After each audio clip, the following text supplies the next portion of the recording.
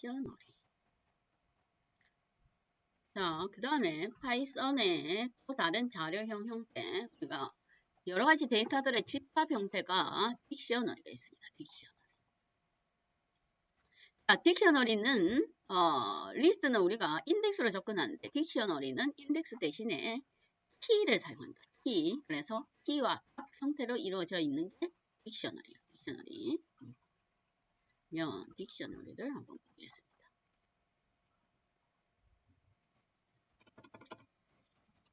딕셔너리. 여기 중괄호 안에 키, 그 다음 합 이렇게 이루어져 있어요.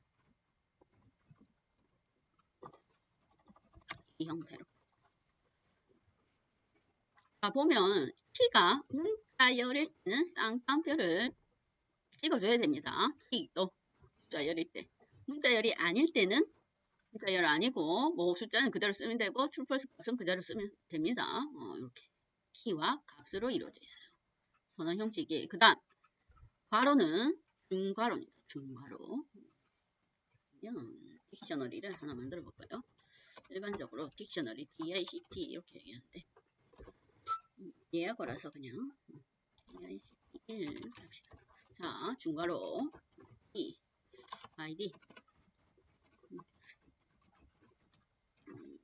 테스트 인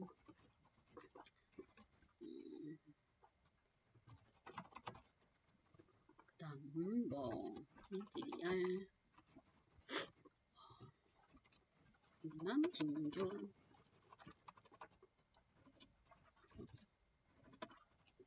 이런 형태. 그 다음 H 이런 데이터 구조를 가진 게 딕셔너리 형태입니다. 키와 형태. 그러면 얘를 그냥 프린트문으로 얘도 바로 찍을 수가 있습니다. 확인해 볼 수가 있어요. 딕셔너리. 이렇게 구조가 되어 있습니다. 키와 값.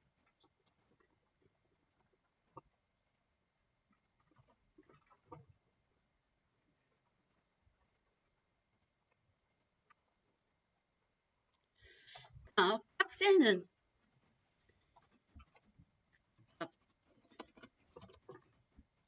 값은 단일 자료형이 들어갈 수도 있고 값에 일반 자료형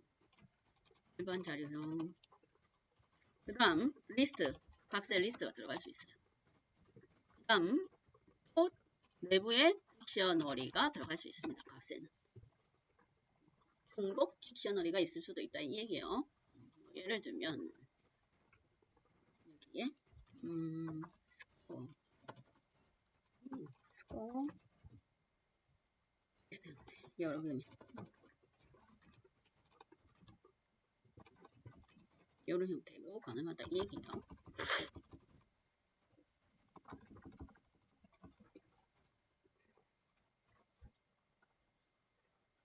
값에는 그렇게 들어갑니다. 그런데 키로는 여러 자료형이 리스트라든지 딕셔너리는 안 돼요. 당연히 왜 우리가 이해를 접근하려면 나중에 키로 접근해야 되니까 당연히 값은 중첩이 가능한데 키는 단위 자료형 밖에 안 됩니다.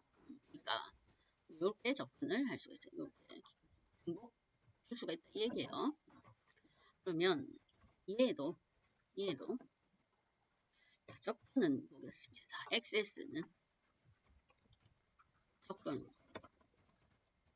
접근은 당연히 딕셔너리 DICT 키로 접근합니다. 우리가 리스트는 인덱스로 접근하지만 얘는 키 값으로 접근한다. 이 말이 되겠어요. 키로 접근한다. 그래서 DICT 1번 뭐 name 이러면 이렇게 접근해야 된다. 그 얘기예요. 또는 DICT 스코어 이걸로 해볼까요? 여기는 값 자체가 리스트입니다. 값 자체가 리스트. 그러면 name은 통계일동, 스코어는 스코어에 들어있는 값은 뭐 리스트의 형태다 그 얘기예요. 아까 값은 단위 자료형 외에 다른 자료형도 가능하다고 했습니다. 공개 리스트의 기본적인 형태입니다. 다음 내용을 또 볼까요? 그 다음에 책에는 어떤 형태로 되어 있는지 한번 봅시다. 만약에 키를 잘못 적었다. 한번 볼까요? 1번 이거 없는데 잘못 적으면 키 에러 이렇게 나옵니다. 키 에러. 리스트는 인덱스 에러, 딕셔너리는 키 에러가 발생합니다. 잘못됐을 경우. 그 다음 요소에 접근하기 받고 등글 내용 볼까요? 요소에 특별히 요거는 값 추가하기 여기도 마찬가지로 딕셔너리에 새로운 값을 추가하기 제거하기 있는데 조금 쉬고 보겠습니다. 딕셔너리에서 딕셔너리 봅시다. 딕셔너리 내용 추가 값을 추가할 때 딕셔너리에 새로운 키 이꼴 값 하면 값이 추가가 된다. 그 얘기예요. 그러면 딕셔너리 값 추가 내용이 많으니까 줄이고 자 추가는 DICT 딕셔너리 DICT에 새로운 키 이꼴 값 이러면 됩니다. 그러면 DICT 1 DG 이걸 치고 그러면 추가 되겠죠. 아까 스코어가 있었나? 여러 자료형이 가능하다고 했으니 그래서 해당 딕셔너리를 수령해 보면 추가된 아마 데이터들이 그대로 출력이 됩니다. AG 그 다음 스코어까지 그게 딕셔너리의 값을 추가하는 내용이에요. 크게 이제 문법적으로 어려운 내용은 없습니다. 간단합니다. 이게 값이 추가고 그 다음 삭제는 일이 있었죠. 리스트에서도 인덱스를 이용해서 삭제를 하는데 여기도 마찬가지예요. 딜코드를 이용해서 명령문을 이용해서 딕셔너리에 어떤 값을 주면 해당 값이 키에 해당하는 값이 삭제가 됩니다. 삭제는 1 2 이러면 삭제가 된다 이 말이에요. 그러면 예를 들면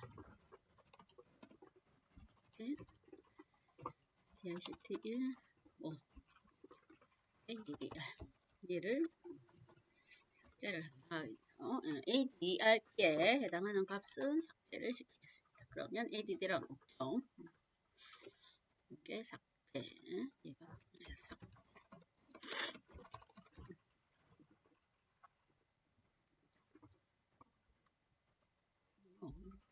문법이 뭔가 이제 명령문 이런 것들이 조금 다를 뿐 복잡한 내용은 없습니다. 지금 하면 되고 추가했고 아까 정상적이지 않으면 키에러가 발생한다. 그 얘기도 했습니다. 자, 인 키워드 아까 얘기했습니다. 리스트에서도 해당 요소가 없으면 펄스값 반환하고 그 다음에 있으면 값을 반환한다. 그 얘기였어요. 그런데 얘를 해볼까요? 줄여버렸을까? 우선 인을 한번 사용해 봅시다. 인.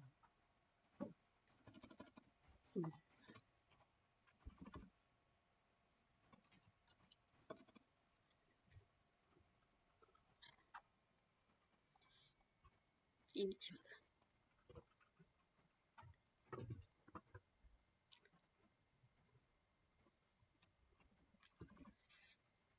키.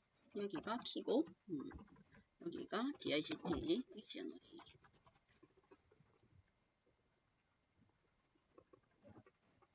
우선 값을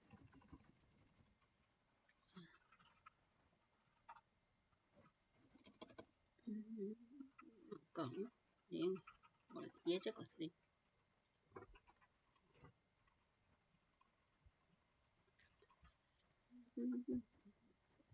만약에 예를 들어 name이 있으면 name이 있어. DICT에 우선 요걸 출력해볼게요. 그러면 출력값이 반환이 됩니다. 출력값 그 다음에 만약에 다른 거다.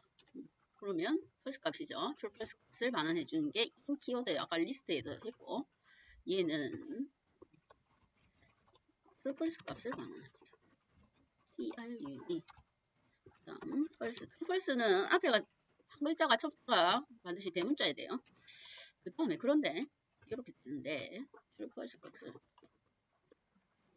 반환하는 건데 그거 말고 해당 키에 해당되는 값이 있는지 없는지 확인을 하는 게 get이라는 함수예요. get이라는 함수. 그래서 이해를 한번 보겠습니다. get일 때는. 자, get 마찬가지로 get에 들어갈게. 뭐냐면 key 값입니다. key. get이라는 함수를 한번 볼게요. 얘는 dict. 이렇게 생각합니다. dict.get 여기 들어갈게. key 값이 되겠죠. 만약에 이렇게 볼게요. dict1.get에서 id를 출력해 보겠습니다. 요거는 그러면 뭐가 해당 id에 해당되는 값이 출력이 됩니다. 값을 반환을 하는데 그렇죠? 해당 키에 해당하는 값이 반환이 되는데 만약에 없으면 잘못 적었다 해서 없다. 없는 거는 뭐가 반환되는지 볼게요. 그러면 NONE가 뭐냐면 일반적인 우리가 프로그래밍 안에서 null 있다 null 파이썬은 NON입니다. 넌 값이 NON이에요. 뭐가 반환되는지를 봐야 되겠죠. 그래서 얘는 없으면 있으면 값이 있으면 값을 반환하고 없으면 얘도 잘 보세요. 생긴 거. 첫 번째가 대문자예요. 요걸 반환합니다. NONE가 뭘 일반적으로 우리가 사용하는 널 값이다 이 말이에요. 그래서 인일 때는 출펄스고 메서드를 이용해서 패스로 접근할 때 값 또는 널 값 넌입니다. 넌 뭐가 반환되는지를 구분하시면 됩니다. 확인할 때 딕셔너리에 있는 어떤 요소들 값을 확인할 때 방법이 두 가지 방식이 있습니다. 그게 그 내용이고 그 개치 그 다음 포 반복문하고 딕셔너리 포 반복문과 딕셔너리를 한번 보겠습니다. 자 그러면 반복문 딕셔너리 반복문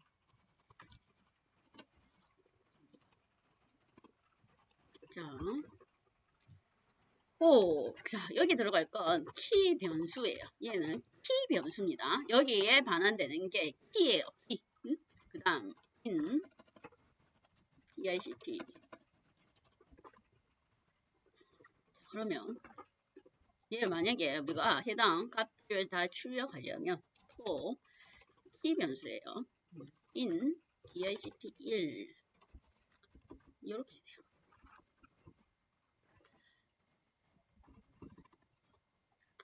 이렇게 나눕시다. 키와 값으로.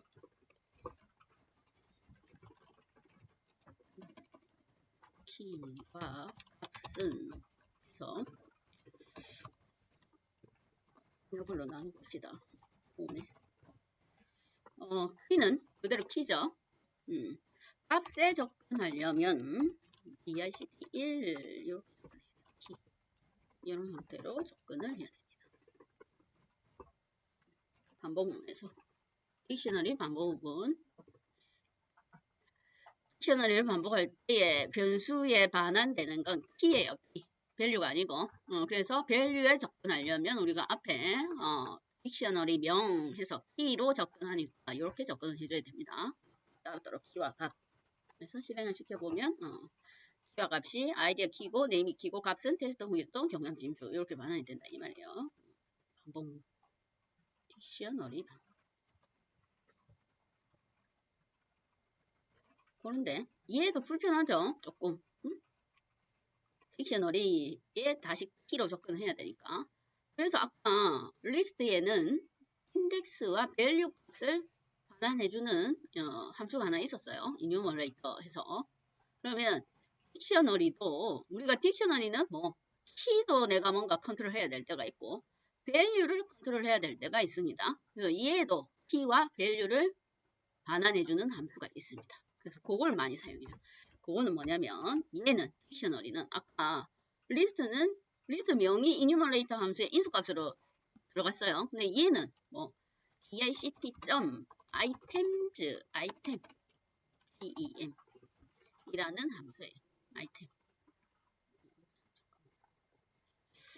아이템즈입니다. 아이템즈. 형태가 좀 다릅니다.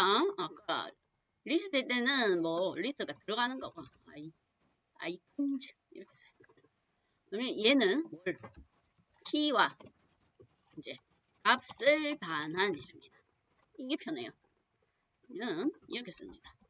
자, 딕셔너리 아이템즈 이렇게 아이템 계산 함수를 바로 써준다 이 말이에요. 그 다음 뭐 키하고 밸류 키와 밸류를 반환해 준다고 했으니 그러면 여기는 이제 이렇게 바로 쓰면 되겠죠. 딕셔너리의 키 값으로 접근 안 해도 되고 밸류 이렇게 쓰면 됩니다. 이렇게 바로 접근할 수가 있습니다. 키와 값을 반환 실행해볼까요? 그러면 똑정 키 그래서 아이템즈를 많이 활용을 합니다. 반복해서.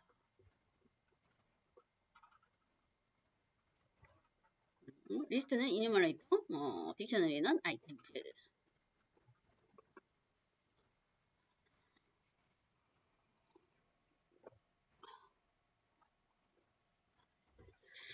우리 조금 연습을 해볼게요. 봅시다.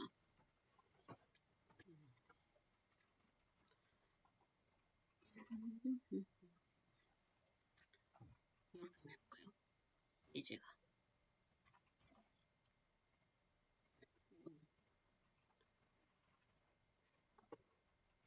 이런 딕셔너리 하나 있습니다. 딕셔너리 안에 중첩 딕셔너리도 가능하다고 했으니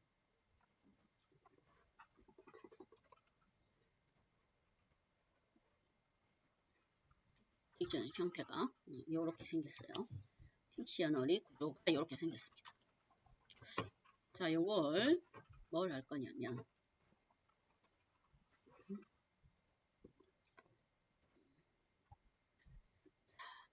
이렇게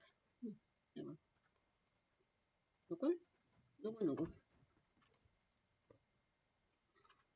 이름이 홍길동의 성적은 그렇죠? 100점입니다. 이거 출력할 거다 이 말이에요. 이런 형태로 세 개 다.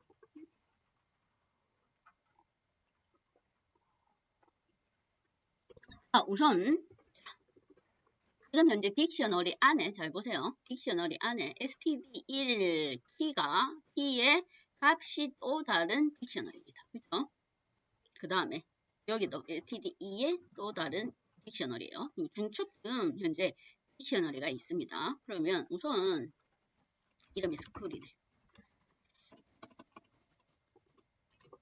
CHOL 아이템 얘를 먼저 한번 볼까요? 요거 키와 값을 그냥 출력해 봅시다.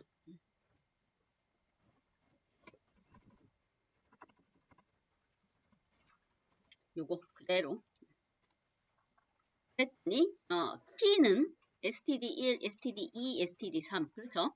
값은 또 다른 딕셔너리다 이 얘기입니다. 그렇죠? 또 다른 딕셔너리. 그러면 이렇게 출력하려면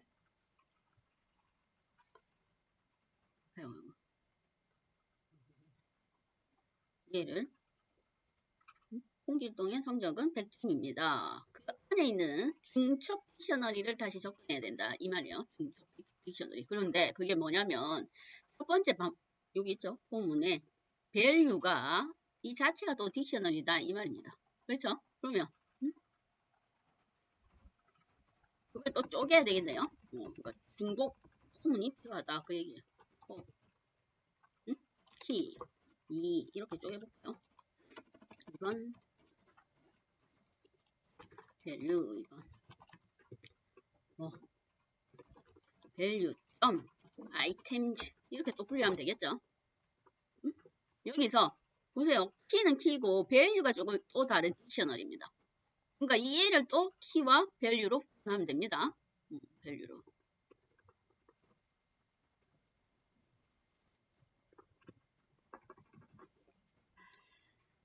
키와 value로. 그러면 거기에 중첩 포문의 키는 name, score, 값은 이름, 성적 이렇게 되겠네요. 그렇게 안 해도 되나? 그래서 뭐 여기를 출력을 해보면 되겠네요. 프린트 키번 밸류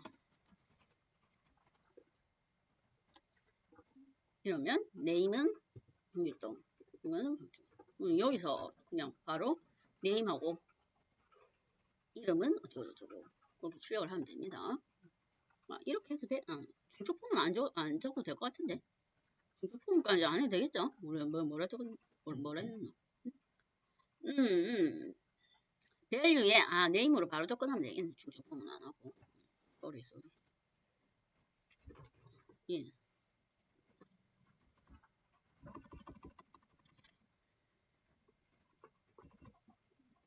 헷갈린다. 내가 헷갈린다. 밸류 값이 딕셔너리니까 이렇게 접근했네요.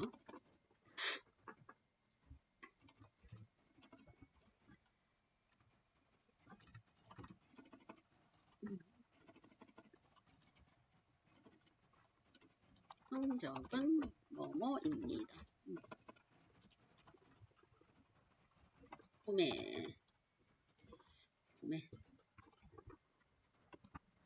밸류에 name 하나는 밸류에 CORE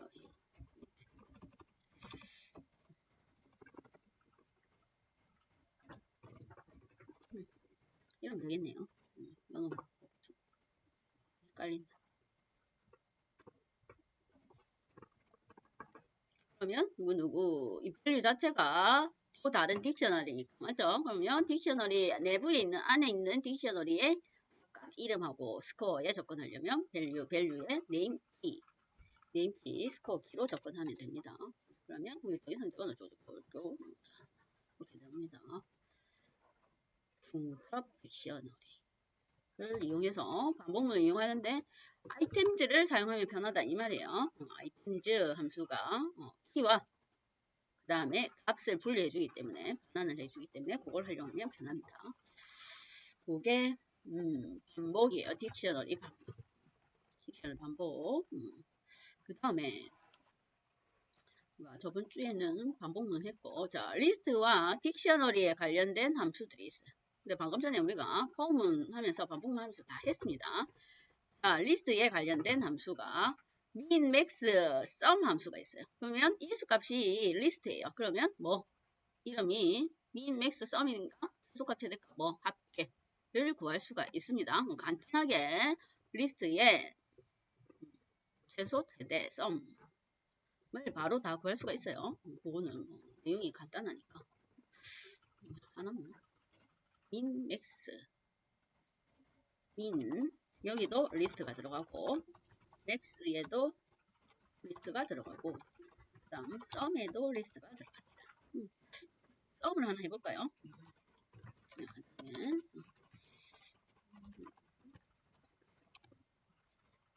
그러면 sum 해서 ARY 해서 리스트명만 입력하면 바로 합계를 구할 수가 있습니다. 60 다시 min, max도 해보세요. 이게 리스트와 관련된 함수 그 다음에 리버스드가 있어요. 리버스드 그러면 함수로 리스트를 뒤집는다 이 말이에요. 반대로 역으로 뒤집는다 그 얘기입니다. 그럼 기존에 여기 지금 리스트가 있으니까 이렇게 돼 있어요. 그러면 이를 보겠습니다. 이름이 리버스드입니다. 리버스 역순으로 리버스 이름이 요거예요. 거기에 얘가 리스트명 들어가면 되는데 인수값으로 리스트가 들어가면 돼요. 자, 이렇게 해볼까요? 바로 리버스들을 바로 사용해 보겠습니다. 이해를 한번 해볼까요? 뭐가 되는지. 이렇게 한번 출력 한번 해볼게요. 그랬더니 결과값이 선생님 저번에 프린트로 우리가 리스트 명을 찍으면 리스트에 있는 요소들을 자동으로 출력해 주는데 얘는 출력된 결과가 리스트 언더바 리버스 이터레이터 오브젝트 앱 어쩌고 뒤에 뭐 주소값이 나타난다. 0x 이러면 16분수 해서 메모리상의 주소값을 나타내요. 그러면 우리가 리스트를 생각해보면 배열을 생각해보면 자, 얘는 이거를 반환되는 결과를 얘를 뭐라 하냐면 이터레이터랍니다. 이터레이터. 뭔가 반복할 수 있는 것 이 말이에요. 반복할 수 있는 것. 근데 생각을 해보면 아래 구조를 생각해보면 이거 엑셀 같은 거나 뭐 있죠? 우리가 리스트 배열 같은 자료형에 우리가 일반 자료형 단순 자료형 생각해볼까요? 그러면 단순 자료형에 만약에 변수 AA 변수에 100이 들어있다. 그럼 실제 메모리상에 AA가 가리키는 주소에 값이 다이렉트로 들어있다 이 말이죠. 예, 그런데 배열은 값이 여러 개입니다. 그러면 AA 여기에 들어있는 얘는 여기에 실제로 들어있는 이 변수에 저장되어 있는 거 값 아닙니다. 값 아니죠. 일반적인 언어들이 다 배열에 시작 주소 값이 들어있습니다. 그렇죠? 왜냐? 자료형이 여러 개니까. 데이터가 여러 개니까 시작 주소 값이 들어있다 이 말이에요.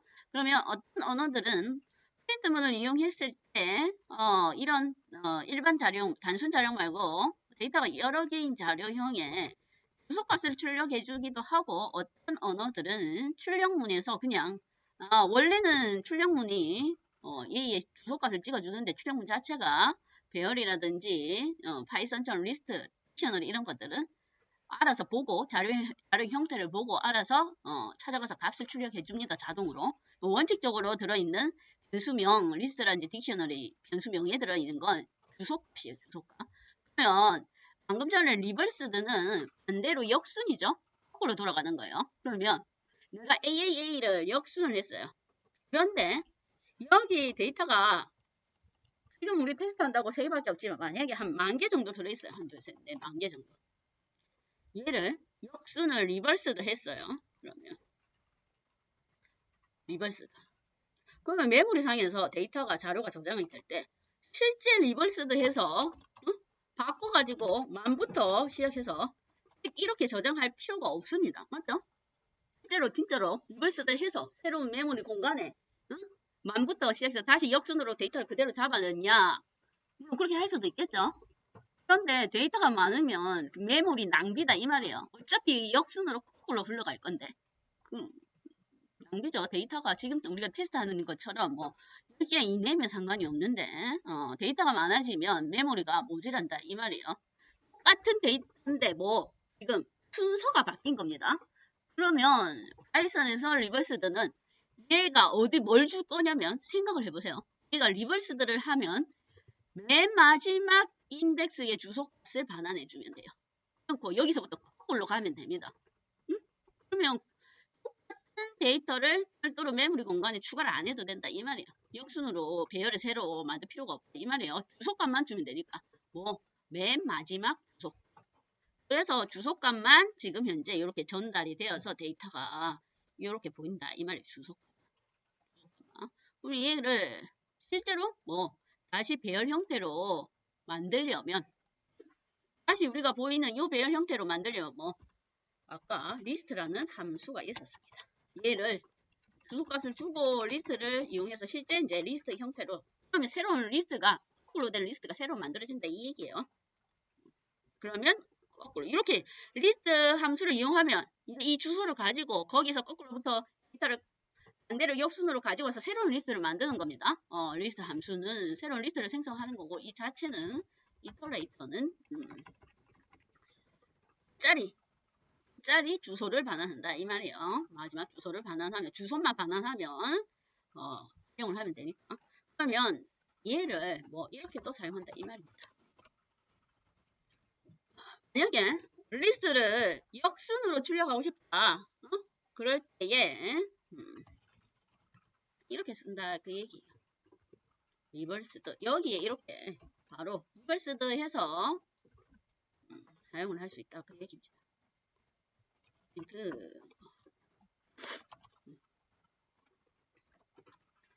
그렇다면 반대로 출력이 된다 이 말이에요. 반대로.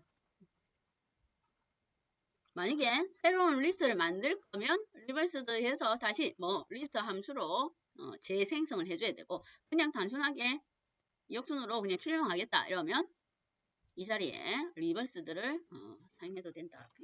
그게 리버스드의 역할입니다. 그 다음 그 내용이에요. 그 다음 아까 이뉴머레이터 했었죠? 인덱스와 값을 반환하는 거 이뉴머레이터고 그 다음에 딕셔너리는 뭐 아이템즈라고 했습니다. 키와 값을 반환하는 거. 자, 그 다음 리스트 네포가 있습니다. 얘도 잘 사용합니다. 리스트 네포. 자, 우리가 만약에 배열을 하나, 리스트를 하나 생성을 할 거예요. 리스트 네포. 네포가 아니고 네포. 배열을 하나 생성할 건데 만약에 1부터 10까지 아니 0부터 그냥 10까지 합시다. 0부터 10까지 숫자로 이루어진 리스트 생성을 할 거예요. 그러면 여기다가 우리가 0, 1, 2, 3, 4, 5, 6, 7, 8, 9, 10 이렇게 쓸 수도 있죠. 만약 그렇게 바로 배열 생성할 때 바로 그렇게 쓸 수도 있고 또는 책에 있는 예제처럼 인 배열을 하나 만들어 놓고 이렇게 쓸 수도 있습니다. 0부터 10까지니까 range 뭐 무조건 0부터 10이니까 10 플러스 2 이러면 이제 0부터 10까지가 생성이 되죠. 자, 정수형 숫자가 생성이 됩니다. 거기에 아까 ARY APPEND 해서 CND 그래 놓고 얘를 출력해 보면 0, 1, 2, 3, 4, 5, 6, 7, 8, 9, 10 이렇게 생성을 하면 됩니다.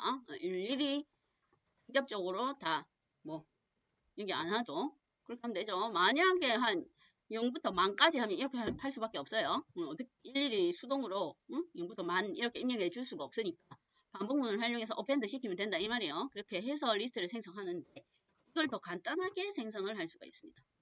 이게 이제 그냥 일반적인 방식이고 자 리스트 네포는 여기 대괄호 리스트 생성하는 대괄호 안에 요 문장을 바로 입력을 해버립니다.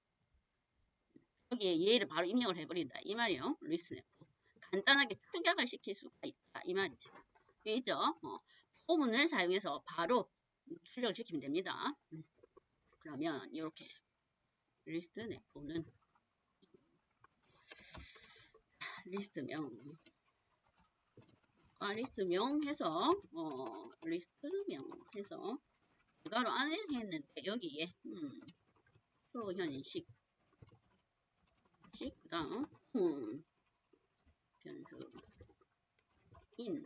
뭐 또 다른 리스트든지 아니면 다른 거든지 반복할 것 이렇게 해서 바로 만들 수가 있어요. 이 대괄호 안에 포문을 바로 입력할 수가 있다 이 말이에요. 그러면 요게 이렇게 들어간다 그 얘기입니다. CNT 그대로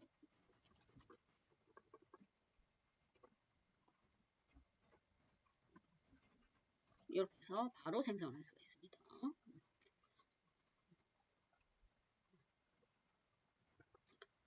이렇게 봅시다.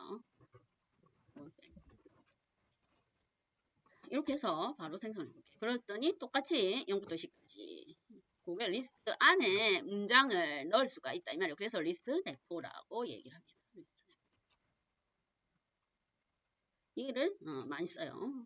공공 기능에서도 우리가 인위적으로 데이터를 만들어야 될 경우가 있습니다. 그러면 간단하게 그냥 한 줄로 이렇게 쓴다. 그 얘기예요.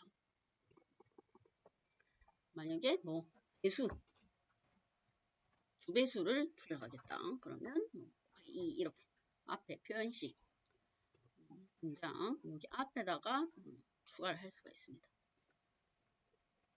여기에 폼은 앞에 들어가는 이 표현식 자리 있죠? 이게 실제 리스트의 값이에요. 요거는 포 반복문이고 우리가 일반적인 반복문 있죠? 그거고 여기가 들어갈 값이다 이 말입니다. 얘가 실제 값 생성될 값입니다. 실제 값. 이게 리스트 네포입니다. 구문 많이 쓰니까 뒤에 가면 구문의 명령 알고리즘 구문의 그 형식이 있을 거예요. 이게 리스트 네포. 그래서 한번 보시면 됩니다. 대괄호 안에 문장이 들어간다, 반복문이 들어간다 그 얘기예요. 오늘은 리스트, 딕셔너리, 그다음 반복문.